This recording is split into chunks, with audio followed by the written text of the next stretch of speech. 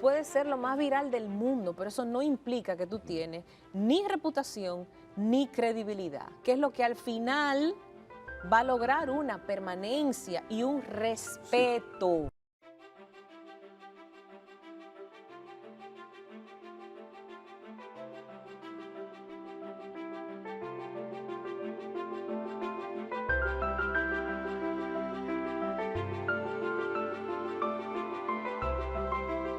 Hola, buenas, muy buenas, bienvenidas, bienvenidos. Ustedes lo saben, este es un programa que tradicionalmente va camino a la formalidad, a cierta formalidad, un poco a partir de esta línea de contar lo que es importante a partir de la gente que tiene las experiencias, la formación, la academia para hacerlo.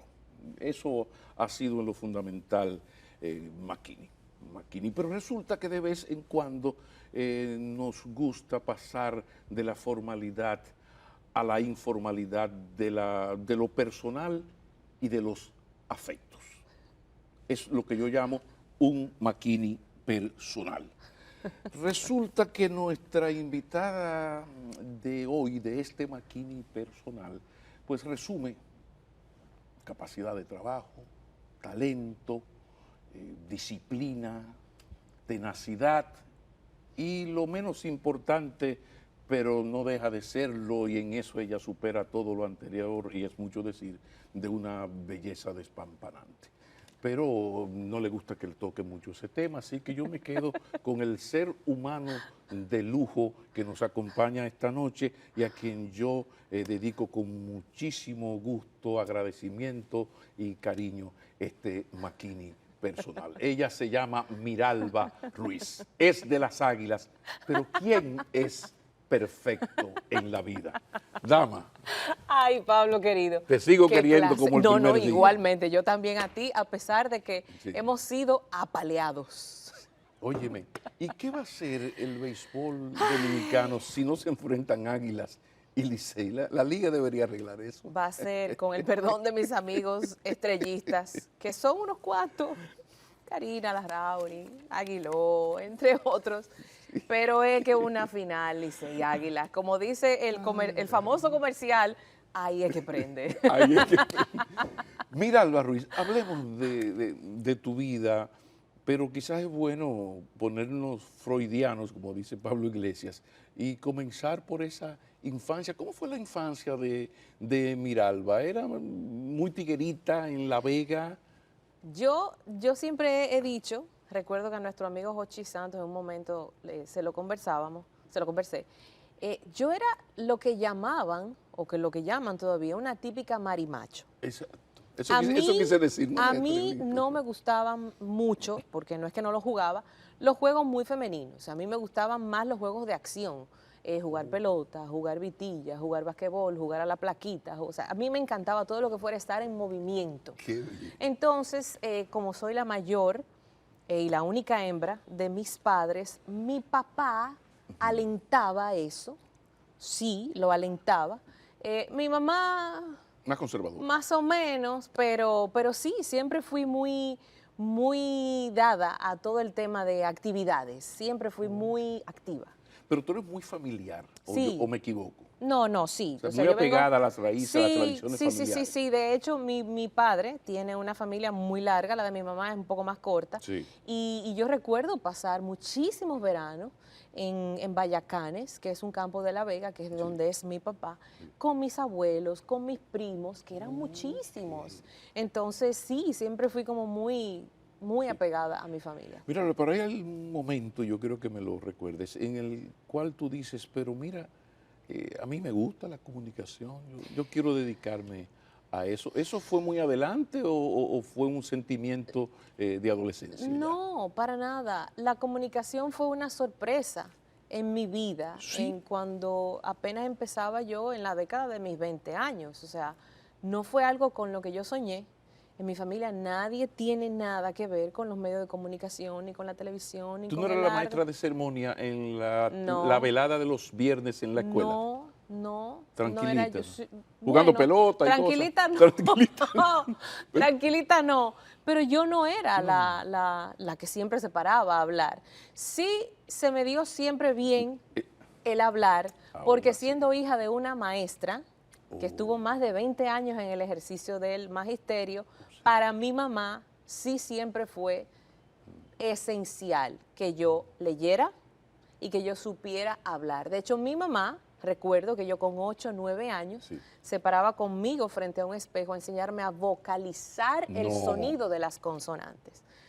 Todo, o sea, porque para ella era importante que sus hijos tuvieran un buen hablar. No perfecto, No, porque no. eso no existe, pero sí que supiéramos hablar bien. Me imagino entonces que estaba prohibido decir habemos, haya, Uf, algunos totalmente. hubieron, Y Baiza. porque hubieron, y Baiza. Todo Muchos eso. Sí, no, sí, o sea, sí, no, tú te criaste bajo esa, Sí, sí, esa sí, dominación. me corregía y se lo agradezco y fomentó en mí siempre el hábito de la lectura.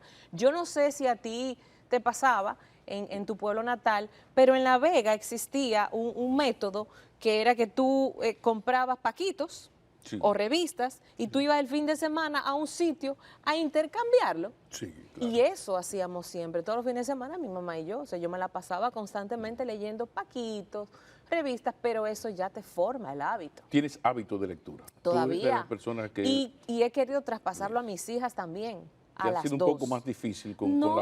la sí, pero perdóname, Ah. en su tablet. Sí, no, ella me lee en libros físicos Amén. y también en la tableta. Pero yo también leo las dos cosas. O sea, yo sigo leyendo Claro. libros físicos, pero también disfruto la lectura con mi tableta, más cómodo. Pero no, yo llevo las dos cosas. Pero fue una infancia feliz. Fue una Tu infancia feliz, muy te lo divertida, gozaste. con muchos amigos. Todavía era la época en la que se podían hacer yun en la calle y jugar. Sí, claro. Fue una época de verdad muy, muy familiar, muy divertida para mí. Gocé mucho, Pablo. Mi infancia yo la viví. Y todavía La Vega era tan sana como el Baní de Sí. hace 20 años. Sí, O sí, sea, La se Vega. tenían sus amoritos. ¿Tú eras muy enamoradita y cosas? ¿O era medio pariguaya en ese no, tema? yo era, sí, Lenta. era medio pariguaya, así mismo es. Lo que pasa es que también, como yo vengo, te dije que soy la primera hembra y la única hembra de mi casa, mi papá estudió varios años en la escuela salesiana de Jarabacoa para ser sacerdote.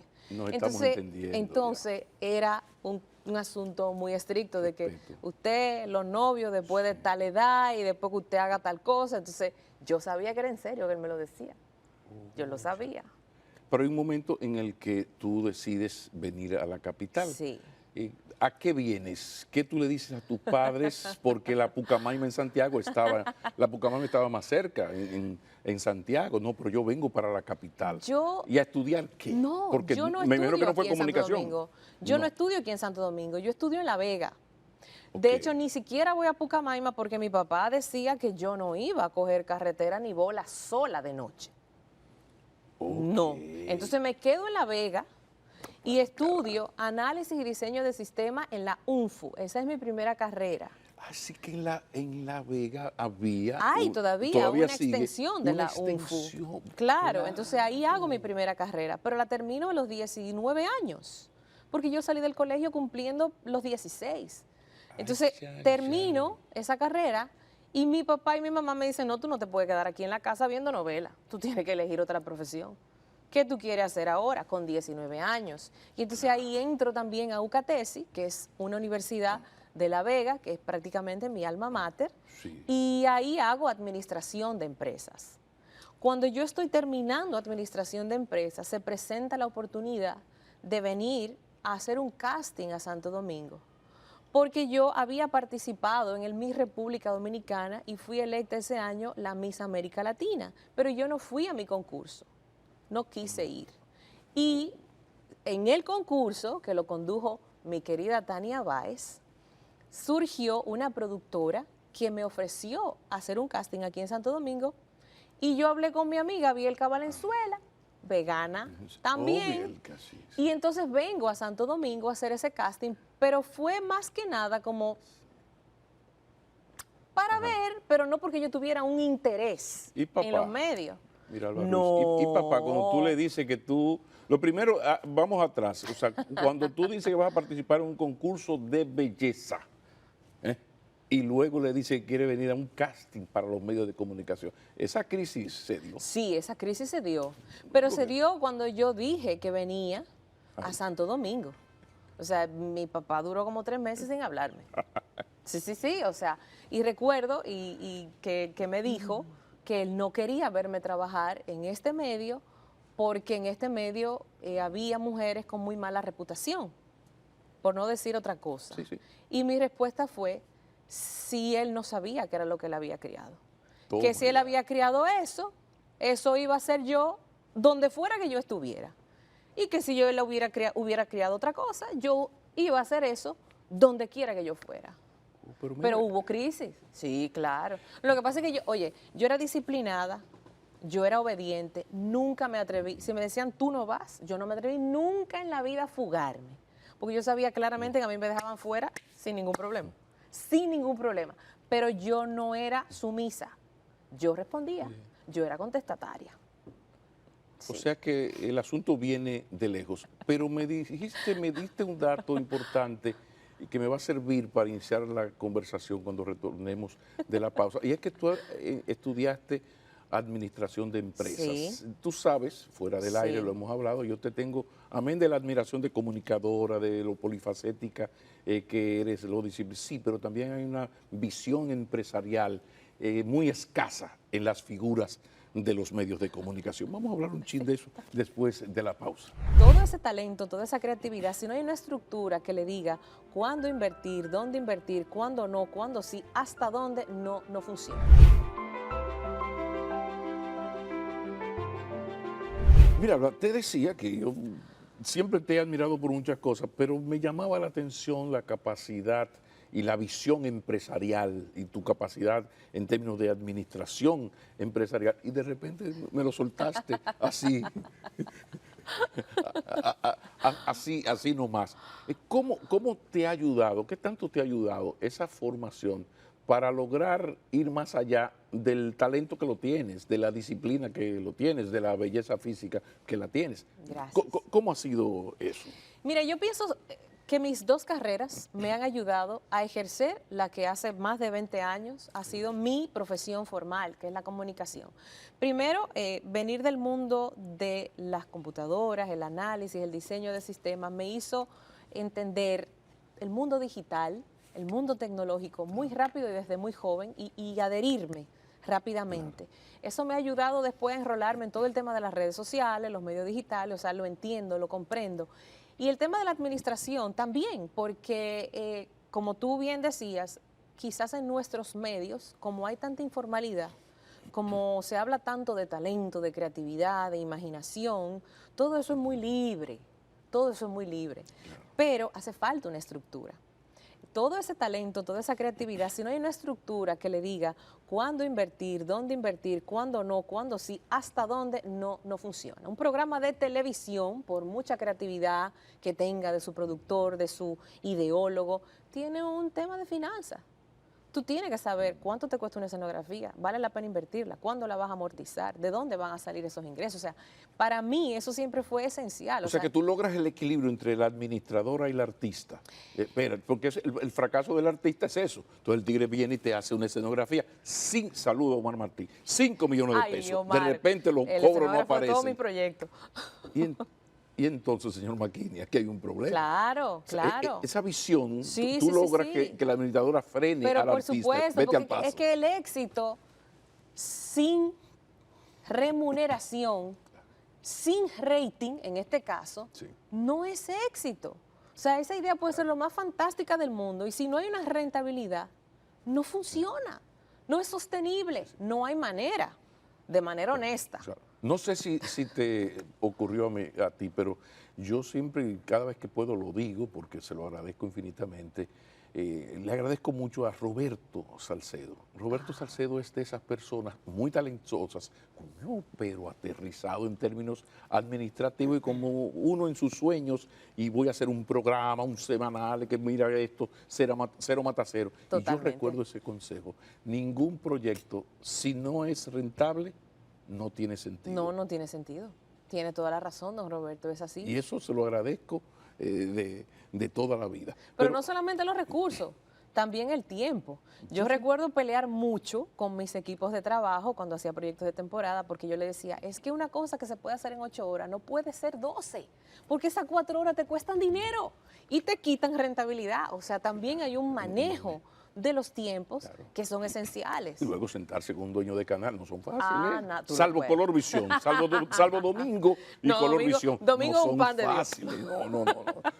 Porque todos buscan lo mismo, rentabilidad. Sí, y es hay un que negocio. sentarse. Claro, Saludo a que Valentín sí. Báez. Saludo a Valentín Báez. Sí. Un abrazo al señor Gómez Díaz también, a todos. Sí, claro que sí. Pero mira, Alba, dice Silvio que él tiene los muertos de su felicidad. Sí. Y pide que le perdonen por los muertos. Ahora uno tiene también a veces, creo que sí, que todo el mundo tiene los vivos de sus éxitos o de su despegue o de su avanzar o de realizarse profesionalmente en la vida. ¿Cuáles son los vivos de tus éxitos? La gente al que tú la tiene muy presente ese agradecimiento, porque ahora es muy fácil hablar de Miralba Ruiz. Hay que ver a la muchachita pariguaya vegana bellísima que llegó con locadillo. Para colmo era de las águilas. Para colmo era de las águilas. Para colmo era de las águilas. A comerse el mundo, sí, pero ¿cuál puerta toco? Yo digo que mi gran oportunidad siempre me llegó de la mano de Telemicro, del señor Juan Ramón Gómez Díaz. Esa fue la gran puerta de entrada a los medios de comunicación. Yo creo que en ese momento, Pablo, yo no dimensionaba lo que yo estaba recibiendo. Pero lo asumí con tanta alegría, con tanto compromiso, con tanta responsabilidad, que yo creo que de esa misma manera el canal y directamente el mismo señor Gómez reciprocó eso que vio y me dio responsabilidades, que de hecho hay una anécdota. Hay momentos en que yo sentía que él creía más en mí que yo misma. Y me lo demostró cuando en una de esas movidas que él hace, me llama un día y me dice, yo acabo de comprar los derechos para el Miss USA, el Miss Teen USA y el Miss Universo, que era un paquete que en ese momento venían los 3 concursos juntos. Tú no podías comprar uno. Era la época que era de Donald Trump, los 3 concursos. Y yo me alegro mucho, digo, caramba, para la parrilla del canal llega un evento fuerte. Y me dice, te toca traducirlos. Y yo quise derretirme en esa silla, porque yo le dije, pero ¿cómo traducirlo? Yo no he hecho eso nunca. Y me dice, no, pero tú hablas inglés. Digo, sí, pero que yo hable inglés no significa que yo pueda ser traductora simultánea de un evento en vivo. Y me dijo, bueno, yo no sé lo que tú vas a hacer, pero ya yo lo compré, yo estaba contando contigo. Y ya, yo tuve en esos meses subsiguientes que dedicarme a prepararme para esa primera prueba de fuego de hacer una traducción simultánea en vivo. Y estaba, te cuento, tan nerviosa la primera vez que me tocó, que ese día yo no pude comer absolutamente nada porque yo tenía varios días muy mal del estómago, de los nervios. Entonces, en momentos así, yo miro atrás ahora y digo, él creía más en mí que yo. Y se lo agradezco infinitamente. Claro. Pero qué bueno que esta anécdota, porque yo me imagino que a más de uno le habrá ocurrido algo así y bendecir el haber tenido una persona que en un momento determinado crea más que tú mismo. Usted sí lo va a hacer, usted sí puede, pero yo... La verdad que... Pero hay un tema, mira, Alba, y es el crossover. Tú llegas al mundo del espectáculo. Es cierto que la política ya es un espectáculo, estamos en la época del politainment, eso es verdad. Sí, pero de repente, poco a poco, la figura de Miralba va creciendo y va sobrepasando lo que es la simple conductora, la persona del medio, despectivamente llamado farándula, nunca me ha gustado, sino esto. ¿Cómo ocurrió ese cambio, que me imagino que no fue de la noche a la mañana? No. ¿Cómo pasó eso? Yo creo que eso viene con la llegada de las redes sociales, con la aparición de la red social Twitter, en donde a través de esta especie de bitácora digital, la gente podía expresar sus opiniones. Ahí yo empecé igualmente a compartir las mías y era más que una comunicadora, era una ciudadana común y corriente, una ciudadana normal con inquietudes sociales, con preocupaciones de cosas que sucedían o suceden en mi país. Y entonces ahí empieza a darse como esa dinámica. Casualmente, digamos, casualmente, que unos años después, Roberto Cavada me llama para participar con él en el programa de radio, que es un programa de opinión, de entrevistas, de debate, de temas sociales, de temas políticos. Y cuando Roberto me llama, me dice, yo quiero que tú me acompañes en el programa de radio. Y yo le dije, yo misma le digo, ¿y qué tú? Ya éramos amigos, o sea, ya nos conocíamos. Pero se repitió de alguna manera lo que ocurrió con Gómez Díaz. Más o menos. ¿Y yo qué hago aquí? Yo le dije, ¿qué tú quieres que yo haga? Con el hombre noticia. Con el hombre noticia, literalmente. Sí, dale que noticia. Le dije, el hombre noticia, pero ¿y qué tú quieres que yo haga contigo? Y me dijo, yo quiero la Miralba de Twitter.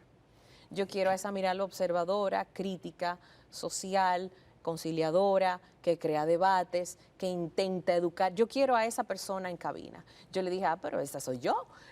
Sí, también esa parte de mí está ahí. Entonces, con muchísimo gusto, me voy contigo a compartir cabina. Y así ocurrió. Y así ha sido hasta el sol de hoy. Bueno, vamos a la pausa y retornamos a esta conversación. Ya se dan ustedes cuenta de por qué este Makini tan personal y humano. Ya regresamos. Y que si un día yo decido ya no ser más figura pública, siempre van a estar ahí. Entonces, para mí, esa es una solidez muy importante, porque tú sabes que esa gente no depende ni de tu rating, ni de tu facturación, ni de lo que digan los demás para quererte como tú eres. Y eso no tiene precio.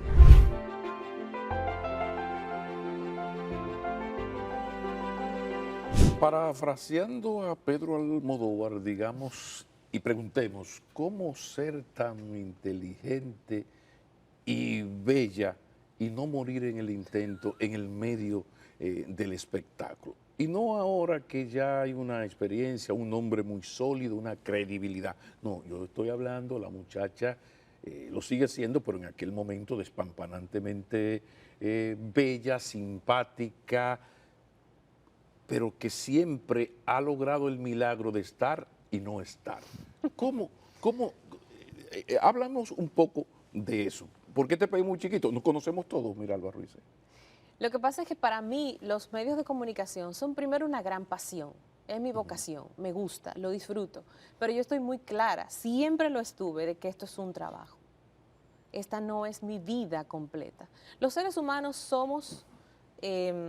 tenemos diferentes dimensiones, no somos un todo, o sea, somos muchas cosas, somos amigos, somos empleados, somos emprendedores, o sea, yo sabía que esa parte de mi vida era simplemente eso, una arista de lo que yo soy, pero no lo que yo soy en totalidad. Entonces, eso me hizo siempre tener muy claro que como es un trabajo, tú llegas, haces lo que tienes que hacer, dando el 100% de ti para que quede bien, no por quedarle bien a otro, sino por el orgullo contigo mismo de decir, lo hice lo mejor que pude, claro, pero sabiendo que cuando se termina esto y se apagan las luces, tú vas para tu casa y tú te puedes poner a fregar como cualquier persona normal, porque nosotros de anormales no tenemos nada. Tú eres de la que suapea con disco 106. Yo no tengo ningún Roberto Carlos, problema. Sandro. Sin problema. Entonces, para mí, siempre fue eso muy claro. Esa es una arista de mi vida, no mi vida completa. Y si me dejo arropar, me voy a perder. Y a mí siempre me ha gustado tener, en lo que sea que yo haga, sentido de dónde estoy y para dónde voy. ¿Qué tan importante ha sido para lograr eso tu familia? Muchísimo, muchísimo. Bueno, familia, digo, marido, hijas, el núcleo familiar. Sí, y mis padres y mi madre, o sea, siempre. Muy importante, porque yo sé que esas son las personas que me conocen desde antes de la figura pública y que si un día yo decido ya no ser más figura pública, siempre van a estar ahí. Entonces, para mí, esa es una solidez muy importante. Porque tú sabes que esa gente no depende ni de tu rating, ni de tu facturación, ni de lo que digan los demás para quererte como tú eres. y eso no tiene precio. La Eso te da una incondicionalidad. seguridad, exactamente. Claro. Mira, Blas, ¿cómo tú llevas? Tú sabes que el futuro fue ayer. Hasta el futuro fue ayer, cuando no sabíamos todas las respuestas, nos cambiaron Todas las las preguntas. preguntas. Entonces, comenzamos en Twitter, que era muy diferente hace 6, 8, 10 años, Ay, sí. de argumentar, contraargumentar, y muy ocasionalmente aparecía alguien que se pasaba de la raya, un insultito, un bloqueo, muy Sí. bien. De repente, en los últimos 3, 4 años se acabó el mundo y Twitter ya no es una red de análisis de opinión, sino de confrontación de Sí, insultos y de descalificación. Pero resulta que políticamente es la más importante. Claro. ¿Cómo llevas tú este cambio y en este mundo donde yo te sigo con Yo con a ti mucho énfasis también. y yo me doy cuenta de que cuando uno toma posición sobre A a B, vienen Claro. unos gendarmes de la difamación y del insulto sin un solo argumento. Sí. ¿Y tú cómo llevas este cambio? Mira, para mí fue en principio una gran sorpresa,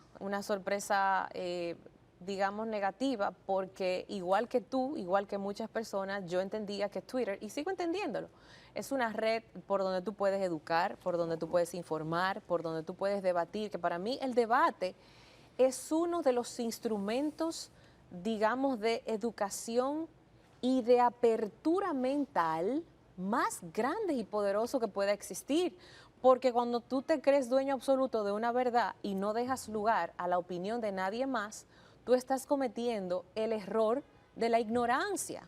El ignorante no es el que desconoce, el ignorante es el que ya no quiere aprender, el que ya no quiere entender cuando las cosas cambian, evolucionan o no son siempre como uno las ve. Y eso aplica también hasta para mis verdades, que yo misma muchas veces me las cuestiono. Yo hago ese ejercicio como de salirme y ver y entender lo que me están diciendo desde la otra perspectiva. Pero eso te iba a preguntar, ¿cómo tú te salvas de las cápsulas que los algoritmos te crean? O sea, yo soy una persona progresista, liberal, laico, tres causales, pero resulta que los algoritmos hacen que a mí Claro. me lleguen las cosas que dijo Lula, lo que dijo Pedro Sánchez, que Pablo Iglesias, o sea, la gente por aquí. Entonces tú te vas encapsulando. Y tú te crees que eso es todo lo que todo el mundo piensa y que esa es la gran verdad de la sociedad. Y no es lo que así. decías, el debate, porque la verdad absoluta no existe Mira, en estos temas. en las redes pasa eso, el algoritmo, en todas, incluso en Amazon, que es una aplicación que yo uso mucho para comprar. Tú compras unas flores secas y el mes siguiente te lo va a pasar Amazon mandándote opciones de flores frescas o secas, que fue lo que tú compraste. Entonces, ¿qué te dice el algoritmo? Eso, lo que a ella le gusta, mándale más para que consuma más. Pasa lo mismo en todas las redes sociales, en Twitter lo mismo. Burbujas. Si tú le das de me gusta a tal cosa, me gusta a tal cosa, sigues a tal cosa, comentas a tal cosa, el algoritmo dice, eso es lo que a Pablo le gusta. ¿Y qué es lo que quiere la aplicación? Que tú estés mucho tiempo ahí mirando ese contenido, entonces nos dan por la vena del gusto. ¿Cómo desafiar eso? ¿Cómo desafiar eso? Hay que seguir personas, periódicos, medios, opiniones de gente con la que tú no comulgas. Y así, por lo menos tú, al algoritmo, te le zafas.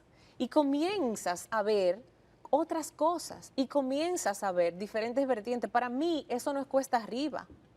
Hay momentos en que sí, yo sigo personas con las que no comulgo, sigo medios, cónchale, con los que tengo mis reservas, pero hay momentos en que yo lo veo y digo, pero ¿y qué es esto? ¿Pero y este disparate? Pero después yo misma me digo, es que es parte de mi ejercicio para testarme y entender que hay posibilidades para otras cosas que no son las que yo veo. Lo que pasa es que las cosas se han ido agravando. Yo hasta hace 2, 3 años pues jugaba con esto de debatir. Tenía gente que yo respeto o respetaba mucho y que no estábamos para nada de acuerdo. Y nos escribíamos, algunos hasta libros nos regalábamos. Muy bien. Y de repente pasaron 2 o 3 años y un día tú te encuentras con que tú haces una afirmación política que no coincide con la de esas personas y esas personas no te dan un contraargumento, sino que te insultan. Pero gente con maestría, 10 años de visa de inglés. Dice, bueno, ¿qué está pasando? Entonces, un poco las redes han ido en ese sentido, pero te pregunto, ¿cuál es el límite? Porque hay que llamar la atención. Hay la mejor manera de tú llamar la atención no es con un argumento poderoso, bien sustentado y bien amueblado intelectualmente, sino con un maldito insulto a quien sea. Entonces, ¿dónde está el equilibrio? Porque yo quiero mantener una Claro. vigencia, pero en mi caso yo nunca he insultado. O sea, yo soy una persona incapaz de insultar. Yo creo que ni en defensa propia. Yo lo que hago es que aíslo, que silencio, ¿no? Entonces, ¿dónde está el límite para el navegante promedio de esa tentación que hay? De que ahora lo importante es llamar la atención. Ser viral. ¿Y cuál es el límite? Mira, yo pienso que en las redes sociales la gente se hace reconocida por diferentes razones. Están los que como tú y como yo venimos de otros medios y eso nos garantizó un crecimiento rápido en las redes por el nivel de reconocimiento que tenemos desde otros medios, prensa, radio, televisión, que eran los medios dominantes. Claro. Lo siguen siendo, pero ya se reparten eso entre los medios digitales. Pero también estaban o están, porque todavía existen, los expertos en X área. Un doctor muy reconocido en tal especialidad, un abogado, un mecánico, un dentista, un nutriólogo, o sea, una cantidad de oficios en donde si tú eres bueno, Claro. a través de tu conocimiento, tú compartes eso y eso te genera una audiencia que es muy fiel a ti porque sabe que lo que tú estás diciendo lo dices con un peso, que es la versión digital de los gurús de la vida normal. O sea, Claro. tú hablábamos ahorita de un gastroenterólogo, Sí. bueno, ese señor se va a redes y habla de gastroenterología y es una autoridad. Claro. Pero luego están los que no tienen reconocimiento, ni tampoco tienen una especialidad, ni un expertise en nada, que a través de la altisonancia y los insultos buscan una visibilidad. Pero visibilidad no es reputación. No lo es. Tú puedes ser lo más viral del mundo, pero eso no implica que tú tienes ni reputación ni credibilidad, que es lo que al final va a lograr una permanencia y un respeto en ese medio en el que te mueves. Sí, pero después de la pausa, en el último segmento, yo te tengo un buscapié. Ay. ¿Qué hacer, Miralba, cuando el mal gusto predomina y cuando la ignorancia es celebrada, es dominante y es lo que más gusta y atrae ese ignorante militante, ese insultador profesional, ese sicario mediático que no argumenta, insulta? Es lo que el oyente, televidente, navegante quiere, elige, y ahí están los ratings después de la pausa. Ya regresamos. Mi tema no es lo que hay, es lo que no hay. Nos faltan contenidos que contrapesen Lo que- eso.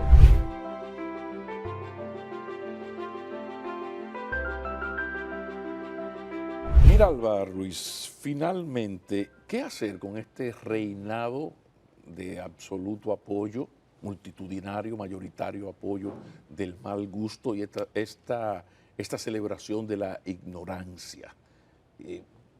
Este reinado del mal gusto, ¿qué hacer? ¿Qué alternativa tú le ves a esta situación? Yo pienso que estamos viendo el resultado de haber abandonado la educación, y no lo digo a nivel nacional solamente, Sí, sí. internacional, por mucho tiempo, por mucho tiempo. Mi consejo, mi actitud es seguir remando y serle fiel a quien tú eres, a lo que tú eres, y también hacer un poco de memoria. Todas las épocas han tenido figuras, expresiones, transgresores, transgresoras. Sí es cierto que en esta época faltan como fundamentos, por decirlo de alguna manera, porque desafiar el status quo de las sociedades siempre ha sido el ejercicio de todas las nuevas generaciones, No, totalmente. pero con un fundamento, o sea, tiene que haber algo abajo de sustento. Y yo no critico lo que se hace, yo critico de la manera en la que se hace. Porque yo, por ejemplo, vengo de la generación de idolatrar a Madonna. Madonna fue una transgresora, rompió Sí, pero esquemas, Madonna- todo lo desafió, pero estuvo Madonna es una hasta artista. vetada por la, Sí, fue hasta vetada por la Iglesia Católica. pero es una maldita Pero artista, Madonna ¿eh? tenía un Lady Gaga es desarrollo una en el artista. no, es una Transgresora, si tú formada, quieres en términos ya, no, una maldita loca, no, mira, vete al ya paso. no es tan transgresora Pero Lady cuando- Gaga, cuando porque de surgió. entrada Pero busca quién es, rompe qué y luego formación. establece su talento y la formación musical. O el Una caso. tremenda actriz, una excelente Bueno. cantante, escribe, compone, bueno, imagino que hasta se de patilla. Entonces yo te estoy preguntando. Faltan fundamentos. Entonces yo te estoy preguntando esto porque la preocupación no es que exista esa transgresión, No. sino la falta de fundamentos en la transgresión, pero además la carencia de... Opciones para equilibrar Sí. eso que siempre ha existido. Sí, el asunto es que Blas Durán siempre existió. Radio Guarachita tenía sus bachatas de muy baja calidad literaria. Eso es cierto. Y la música de doble Es sentido siempre, también. sí, vecina, Fuerte. vecina, a coger su estilla que llegó el cuavero. Perfecto. Y pónmelo ahí.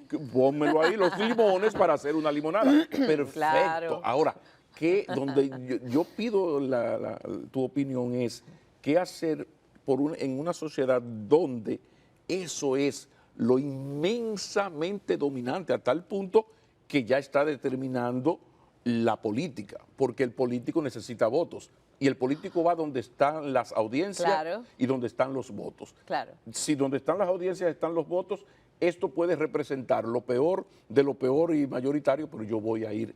¿Y dónde va a ir una sociedad que prefiere? La sociedad, ya no el imperialismo yanqui, el social imperialismo soviético. No, no, no, no. El ser humano occidental, él ha elegido a Toquicha sobre la Maridalia Hernández de esta época, que no sé quién será. Lo que pasa es eso. Ves, tú dices, yo no sé quién será, pero tú tienes muy fresca en tu memoria a Toquilla. No tenemos opciones. Nos hemos quedado con un contenido específico y hemos sido incapaces como sociedad de darnos otra cosa por vagancia, por costumbre, por falta de adaptación, por lo que tú quieras. Pero pasa también en la televisión, pasa también en los medios. O sea, yo no creo en la censura, yo creo en las regulaciones. O sea, todo Claro, puede sonar, claro. pero ¿dónde y a qué horas? Todo se puede ver, pero ¿dónde y en qué horas? ¿Y para quiénes? Yo creo en eso. Entonces, como no creo en la censura, mi tema no es lo que hay, es lo que no hay. Nos faltan contenidos que contrapesen eso. Sí, lo que pasa es que el asunto es peor, porque si se busca, tú encuentras, por ejemplo, en YouTube tú encuentras lo mejor de lo mejor. El problema es qué hacer cuando ya no es que hay un artista transgresor, entonces alguien dice, no, que vamos a prohibirlo. No, no, en época No, ya prohibir eso nada, no no, se no, no, no. puede. El problema es Ya no que hay el forma. pueblo quiere lucha, que luche Jack Veneno. ¿Qué hacer en un país que eso es mayoritariamente, siempre ha habido minoría para todo? Claro. Cuando el país, y tú lo viste en la presentación de Bad Claro, Bunny claro. y de Toquilla, tú viste ahí cómo gente de altísimo nivel socioeconómico, cultural, académico, intelectual, llevaba sus hijos. Y yo digo, señor, usted ha leído las letras de lo que esa persona no es el cuavero, señora. O sea, ese doble sentido No. que el morbo se lo ponemos los adultos. Porque a un niño le lo dice entiendo. que pónmelo ahí, que voy a partir un limón, y un niño, el morbo lo ponemos tú y yo. El señor, el cuavero. Sí. A pelar su estilla. No, perfecto, el morbo lo ponemos los adultos. Ahora, ¿qué hacer? El tema, la alternativa está, porque en YouTube hay de todo. Claro. El problema es qué hacer en una sociedad que ella, desde el más alto nivel al más bajo, mayoritariamente ha elegido eso. Y en las elecciones, los políticos, los gobiernos son la expresión de los votantes. Sí, hace mucho. Yo te diría que regresemos a la educación. No la podemos dejar. Aunque pensemos que todo está perdido, por muy pequeño que tú sientas que es el aporte, sigue aportándolo.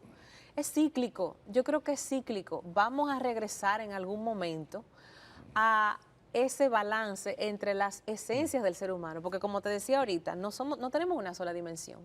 Sí, hay momentos en que queremos explícitamente eso y la letra, pero hay momentos en que el alma te pide un bolero. Pero mira qué Tenemos que bueno. volver a eso. Es cíclico. Qué maravilloso que estamos terminando esta conversación por donde la comenzamos, por la educación, los valores de la familia y la Las dos educación. cosas, porque creemos que educación es solamente una escuela, un colegio. No, esa formación es académica. La educación es en tu casa, es tu responsabilidad como padre, como madre, que no se la puede delegar a una nana. Sí. Entonces vaya este reconocimiento al final de esta entrevista, no a Miralba, ya yo le agradecí que estuviera aquí y ella sabe que yo la quiero mucho, sino a esa señora madre que formó a esa niña con su ejemplo, con muchas cosas buenas y entre una y otra cosa diciendo lo que no se dice habemos ni se dice hubieron. Muchísimas gracias, que por eso es que esta muchacha uno la quiere, la admira, la respeta tanto, porque la verdad es que tú eres la suma del esfuerzo, de la inteligencia y, por qué no decirlo, con perdón, con perdón, de una belleza tan perturbadora que solo pone en un segundo lugar tu triste membresía. Y además, en las aguiluchos. cibaeñas. Gracias, Pablo. Mira, El Alba, cariño, el respeto como es siempre. mutuo de larga data. Saludos a la familia. Sean felices, mis amigos, sean felices.